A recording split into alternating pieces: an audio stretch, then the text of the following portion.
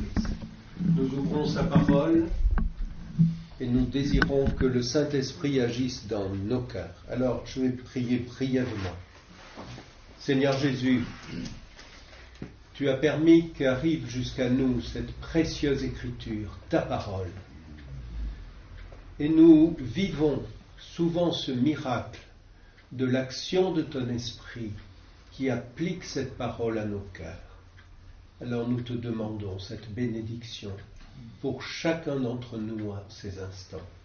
Et nous te rendons grâce d'avance, Seigneur Jésus. Quand tu m'as appelé, Gilbert, je crois que je dois dire, le Seigneur m'a mis à cœur un passage. J'ai un peu négocié avec le Seigneur parce que le passage, je le trouve compliqué. Et puis en fin de compte, quand on le regarde dans le détail, il n'est pas compliqué du tout, il est clair. Mais il faut avancer avec patience. Alors si je peux vous demander cette patience, c'est dans l'Épître aux Hébreux, le chapitre 9.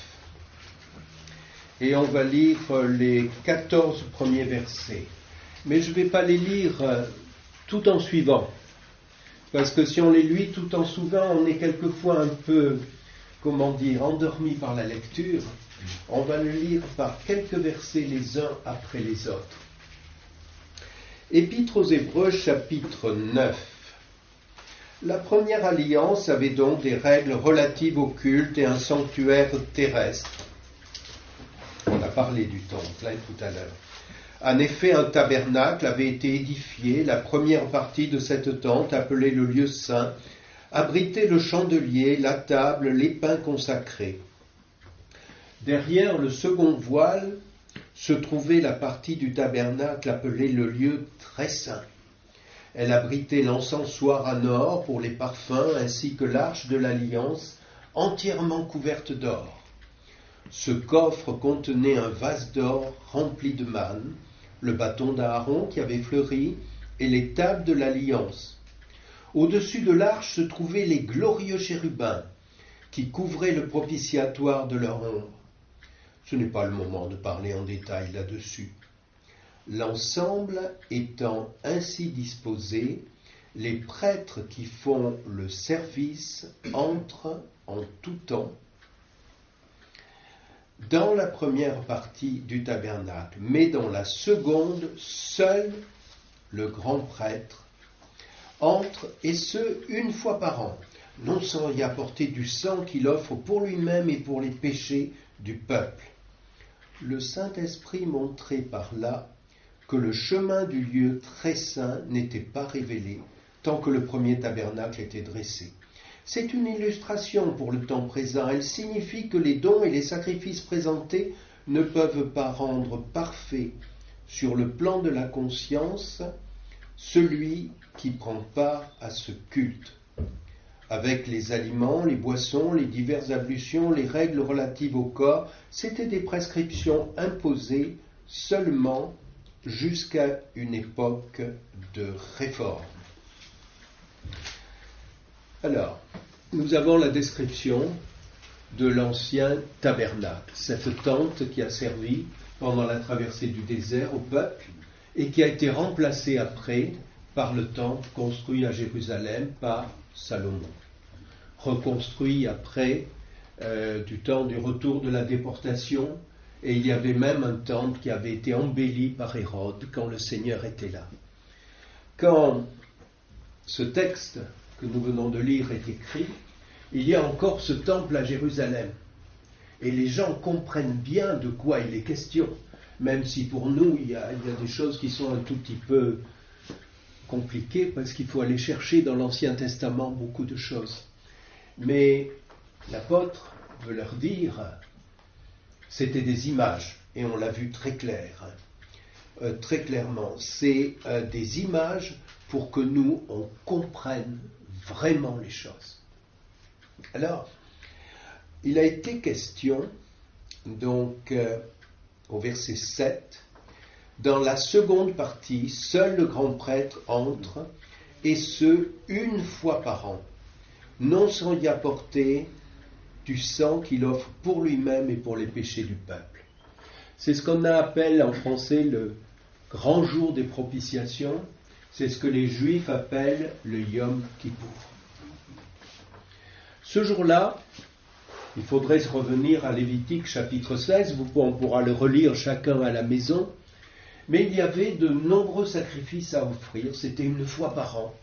Le grand prêtre allait rentrer jusque dans le lieu très saint. Et en image, il allait se trouver devant Dieu. Alors, comment peut-on accéder jusqu'à Dieu ? C'est ce qui est montré par ce grand jour du Yom Kippour. Il y avait plusieurs sacrifices qui étaient offerts, chacun ayant sa signification. On a lu ici que le prêtre lui-même avait péché, donc il fallait un sacrifice pour le péché pour lui. Et il y avait aussi pour le peuple 2 boucs. Alors ces 2 boucs avaient un sort totalement différent. On tirait au sort d'ailleurs pour savoir lequel allait être utilisé d'une façon et un autre utilisé d'une autre façon. Le premier bouc, c'était pour le péché. Et il fallait le sang de ce bouc. Il était mis à mort. Et le grand prêtre, dans un récipient approprié, apportait ce sang jusque dans le lieu très saint. On voit bien la signification ici. Christ a donné sa vie pour nous. Et on pense souvent au fait que je dois recevoir ce salut. Et c'est important, on en parle, c'est l'évangélisation. Mais il y a aussi cet aspect que Dieu, dans sa sainteté, a été offensé par tous nos péchés. Et il faut que le prix soit payé. Alors, c'est Dieu lui-même qui voit Christ mourant sur la croix, sa vie donnée. C'est comme le sang du bouc qu'on a mené dans le lieu très saint. Ça nous fait comprendre. Et Dieu est satisfait. La question du péché qui est une offense à Dieu est réglée par le sacrifice de Christ. Premier bouc. Deuxième bouc, totalement différent. On appelait ça le bouc Azazel. Le mot qui vient de l'hébreu, si on veut le traduire, c'est le bouc qui s'en va, le bouc émissaire. L'expression vient de là. Les gens qui parlent de bouc émissaire ne savent pas toujours qu'il faut aller en chercher le sens dans Lévitique 16. Mais bon, pourquoi ? On amenait ce bouc et le grand prêtre posait ses mains sur le bouc. Il confessait les péchés du peuple. Il disait, le peuple, t'as désobéi. Peut-être qu'il y a eu là un autel à Baal. Peut-être que simplement on a négligé un enseignement. Il y en avait tellement. Le grand prêtre confessait les péchés, les mains posées sur le bouc. C'est comme si les péchés étaient remis sur le bouc lui-même. Et alors à ce moment-là, un homme prenait le bouc et l'amenait loin. C'est pour ça que c'est le bouc qui s'en va, le bouc émissaire. Il fallait l'amener pas seulement derrière les murs de Jérusalem, mais il fallait l'amener dans un endroit désert, où il était perdu, où on ne le trouverait plus. Alors la signification de ce bouc, le premier c'était devant Dieu, question du péché. Le deuxième c'est pour nous, le sens. Un Israélite qui avait entendu le grand prêtre confesser les péchés et qui voyait ce bouc qui disparaissait, savait que ses péchés étaient au loin. Dieu ne voulait plus en entendre parler. Est-ce que ça vous parle ? Est-ce que ça nous parle ? Quand mes péchés ont été portés par Christ, Dieu ne veut plus en entendre parler. Il y a des versets qui nous disent qu'il les a jetés derrière son dos, que nos péchés sont éloignés de Dieu comme l'Orient est éloigné de l'Occident.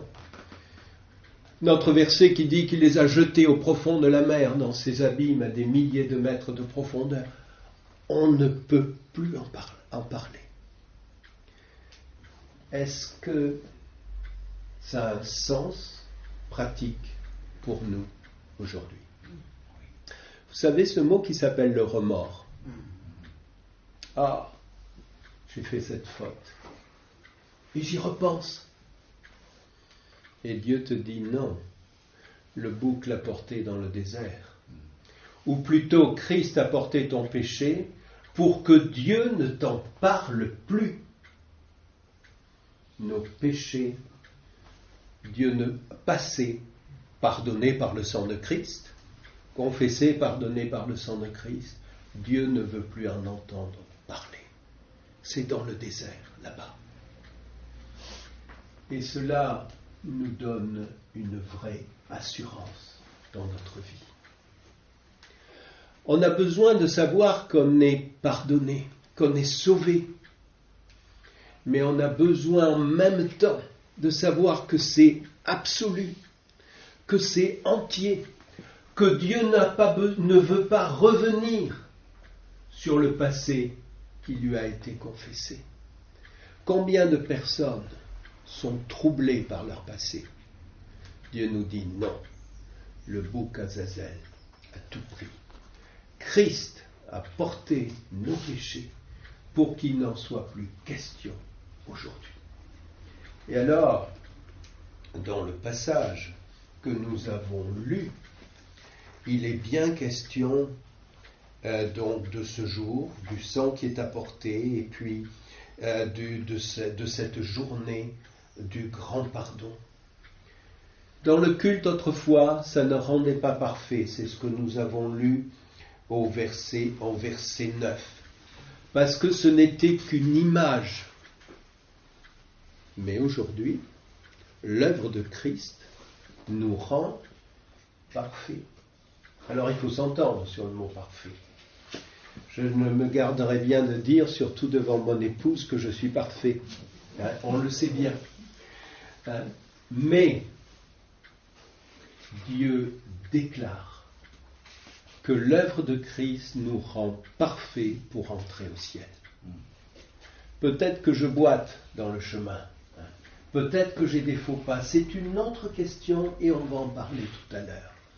Mais est-ce que vous avez compris ce que ça veut dire? Un peu plus loin, dans le chapitre 10 de l'Épître aux Hébreux, au verset 14, Hébreux 10, 14. En effet, par une seule offrande, il a conduit à la perfection pour toujours ce qu'il rend saint. Est-ce que, j'ose dire est-ce que tu as pris pour toi ce verset? Par l'offrande de Christ à la croix, tu es parfait pour toujours. C'est-à-dire qu'on est saint, rendu saint par l'œuvre de Christ, suffisamment pour entrer au ciel, pour toujours. Quelle assurance de notre salut! Le salut ne dépend du fait que j'accepte Christ. Mais quelquefois on a des hésitations après. On se pose des questions. Mon salut ne dépend pas des battements de mon cœur, d'une émotion que j'ai pour me confier en Christ. Mon salut dépend de l'œuvre de Christ. Et cette œuvre est parfaite. Et on a déjà le passeport pour le ciel, car on a cru en Jésus-Christ. Rendu, amené à la perfection, je relis le verset, par sa seule offrande, alors que même le Yom Kippour, il fallait le faire tous les ans, il a conduit à la perfection pour toujours ce qu'il rend saint. L'assurance du salut. On est une brebis dans la main du bon berger. Et le berger lui-même nous dit, c'est dans Jean 10, « Personne ne les ravira de ma main ». Jean 10, c'est à la fin du chapitre. Je ne connais pas la référence par cœur, mais alors, je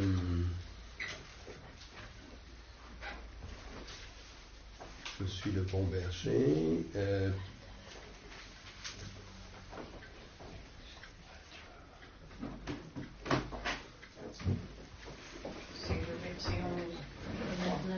Le verset 11, je suis le bon berger donne sa vie pour les brebis.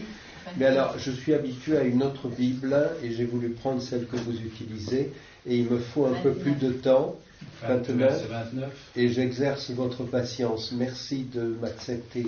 Mon Père qui me les a donnés est plus grand que tous et personne ne peut les arracher de la main de mon Père. Et le verset 28, je leur donne la vie éternelle, elles ne périront jamais et personne ne pourra les arracher de ma main. On est dans la main du Seigneur, on est dans la main du Père, personne ne peut nous arracher de cela. Alors nous revenons maintenant à ce que nous avons lu dans Hébreux au chapitre 9. On a lu ce qui touche au Yom Kippour, au grand jour des propitiations, du pardon. Le sang de Christ est pour nous et il règle la question du péché devant Dieu. Et puis nos péchés ont été amenés au loin. Alors maintenant, il nous faut aller un peu plus loin. Et nous allons lire à partir du verset 11. Hébreux 9, verset 11. Quant à Christ, il est venu comme grand prêtre des biens à venir. Il a traversé le tabernacle plus grand et plus parfait qui n'est pas construit par la main de l'homme, c'est-à-dire qui n'appartient pas à cette création. Il est entré une fois pour toutes dans le lieu très saint, non pas avec le sang des boucs et des jeunes taureaux, mais avec son propre sang. Il nous a ainsi obtenu un rachat éternel. On est toujours dans le sens de ce que nous venons de voir, racheté pour l'éternité. Non pas par des images comme le grand prêtre autrefois rentrant dans le lieu très saint, mais par Christ lui-même, et il est rentré dans le ciel, dans la présence de Dieu. Nous notons ensemble, fin du verset 12, il nous a obtenu le rachat éternel. Quand je dis je suis sauvé, merci Seigneur, je suis sauvé aujourd'hui, je suis sauvé pour l'éternité, un rachat éternel. C'est pas moi qui affirme ça, c'est l'Écriture qui est là. Et alors nous allons un peu plus loin.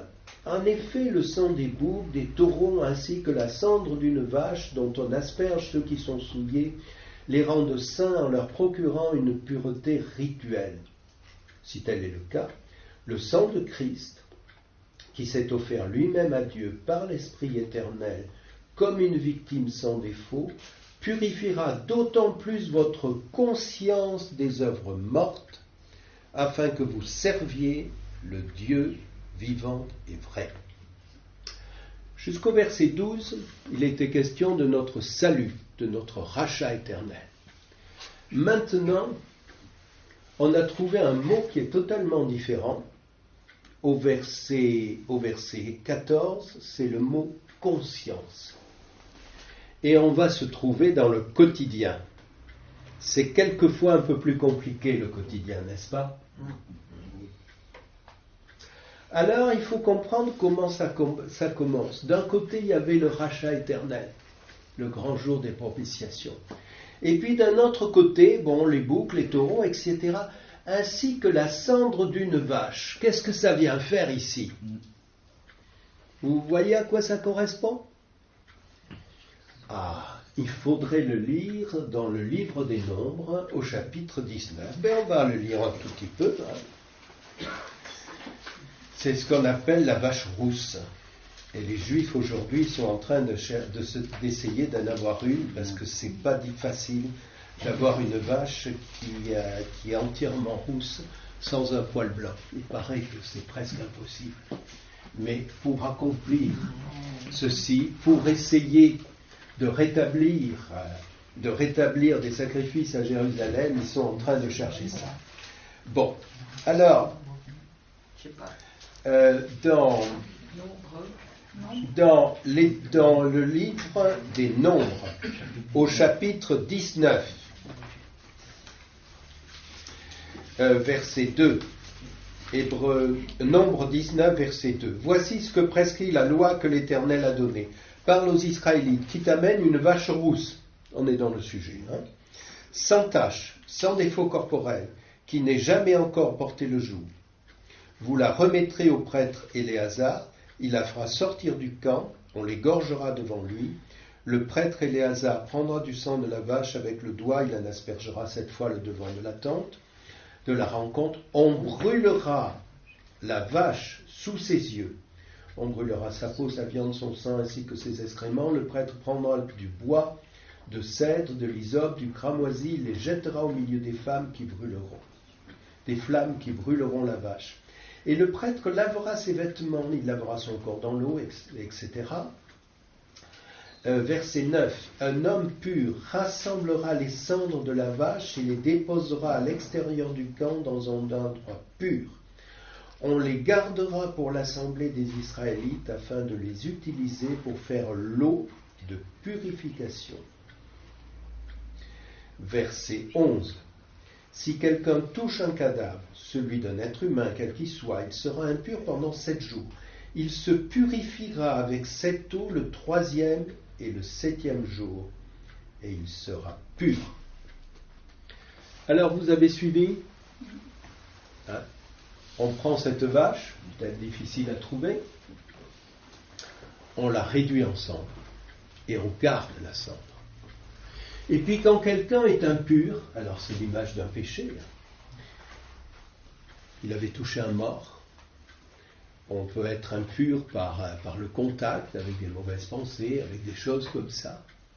On lui appliquait, il y a des détails un peu plus loin, de l'eau avec un peu de cendre de cette vache. On ne faisait pas un nouveau sacrifice, mais on se souvenait, par ces cendres, qu'il y avait eu un sacrifice avant. Et on était purifié par ce sacrifice qui avait été fait avant. Alors, pour nous maintenant, on est sauvés pour aller jusqu'au ciel. Mais aujourd'hui, quand j'ai un problème, qu'est-ce qui se passe ? Est-ce qu'il faut à nouveau le sacrifice de Christ ? Mais non ! Il y a eu lieu une fois pour toutes. Par contre, les cendres, il faut se souvenir qu'il y a eu ce sacrifice. Et il faut revenir au souvenir de ce sacrifice. Et c'est comme ça qu'on est purifié.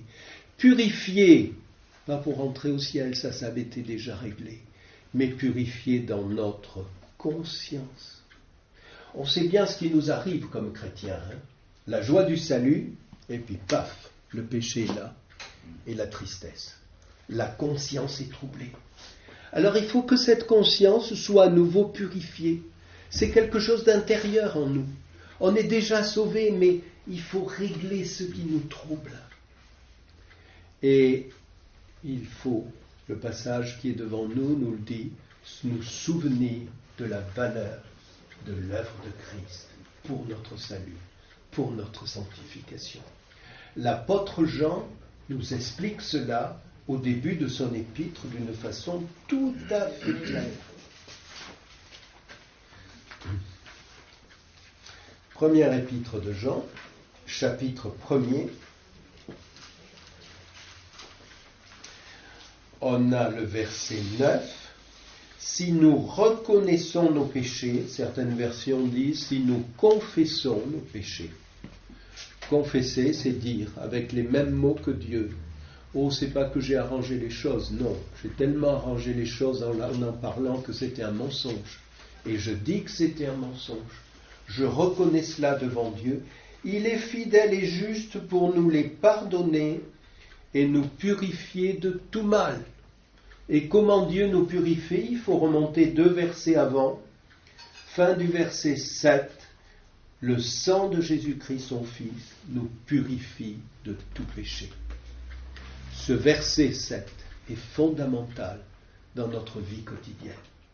On le réalise la première fois quand on vient à Christ, mais quand en chemin, celui qui a déjà le salut, quand en chemin nous péchons, on confesse le péché et on se souvient de la valeur du sang de Christ qui nous purifie de tout péché.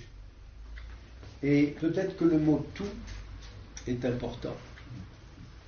Parce que affirmer que le sang de Christ purifie du péché, on l'a cru tous, je pense. Il n'y a pas de problème. Mais on se retrouve après dans la pratique. Oh Seigneur, ce que j'ai commis, c'est tellement grave. Je ne sais pas comment tu vas pouvoir pardonner ça. On est comme ça. Le péché avant paraît peu de choses, mais le péché après nous laisse dans le désespoir. Et on n'arrive pas à retrouver le chemin de la communion avec Christ. Alors que le verset là nous purifie de tout péché. Et de même au verset 9, pour nous purifier de tout mal. Alors, ce que nous avons lu, la vache et les cendres de la vache, on en était un peu loin. Mais c'est bien quelque chose pour moi aujourd'hui.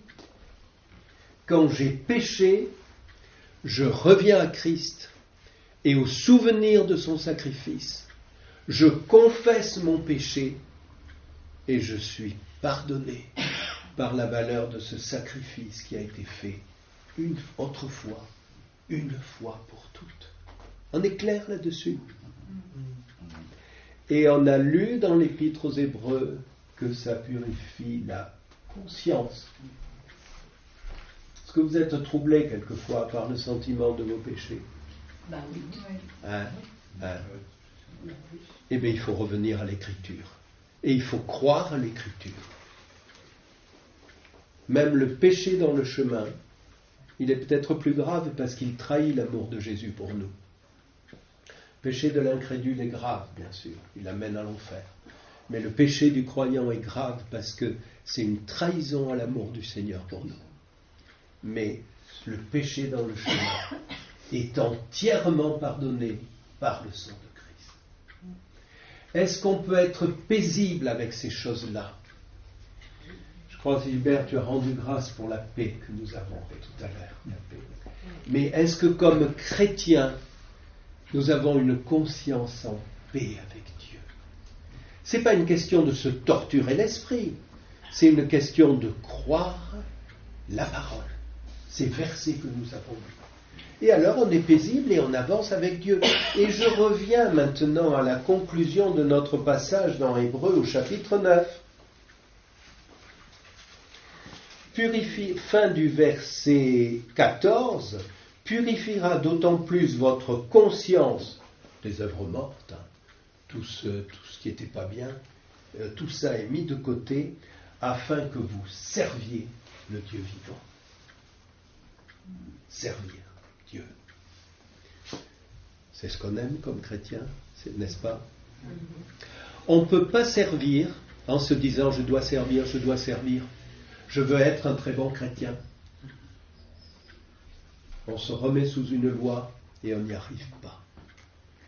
Mais on peut servir parce qu'on est en paix avec Dieu, parce qu'on est reçu par Christ.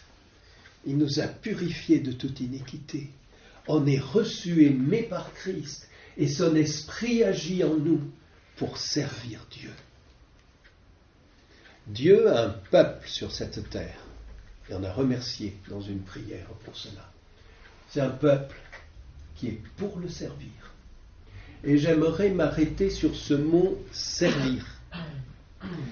Quand on parle du mot « servir », c'est souvent en relation, on a chanté ce cantique « Célébrons-le en exerçant nos dons, sans négliger la sanctification. Célébrons-le par un comportement qui soit conforme à son enseignement. » Bien sûr que c'est servir dans l'action. Mais il y a une difficulté de traduction sur ce mot. Le mot qui est traduit « servir » au verset 14, c'est le même mot qui est traduit au verset 9 par « culte », « rendre culte ». Le grec latréo, ici, on a de la peine à le traduire, parce que ça peut être rendre culte, adorer, mais ce n'est pas seulement la louange du dimanche matin, c'est toute la vie de service. Et le mot a ces deux sens. Alors, mes frères, mes sœurs, si nous sommes avec une conscience en paix, c'est pour être actifs dans tout le service pour Dieu. Et le service pour Dieu, c'est la louange. Et le service pour Dieu, c'est le service envers les autres. À la fin de l'épître aux Hébreux, parce qu'on est dans cette épître, c'est au chapitre 13, verset 15. Hébreux 13, 15. Par Christ, offrons sans cesse à Dieu un sacrifice de louange, c'est-à-dire le fruit des lèvres, qui reconnaissent publiquement lui appartenir. Chanter, prier, dire notre reconnaissance à Dieu. C'est cela le culte. Mais juste après, que dit le verset ? Et n'oubliez pas de faire le bien et de vous entraider, car c'est à de tels sacrifices que Dieu prend plaisir.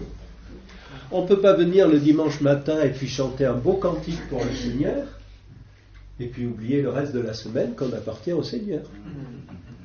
C'est évident. Notre service comporte les deux aspects.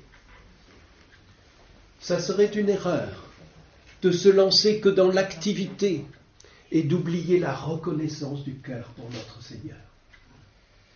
Mais ça serait aussi une erreur de ne penser qu'à la reconnaissance du cœur et puis de vivre égoïstement le reste du temps. Et là, les passages du Nouveau Testament sont nombreux pour nous montrer cela. Il y en a un dans l'Épître aux Romains au chapitre 12 qui a une force toute particulière. Romains 12, le début du chapitre.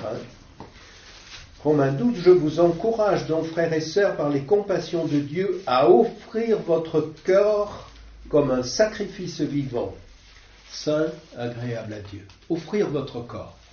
Alors, j'étais un peu gêné quand je lisais ce verset comme jeune chrétien, en me disant, oui, enfin, bon, c'est spirituel d'abord, notre manière d'aller vers Dieu. Puis là, le corps.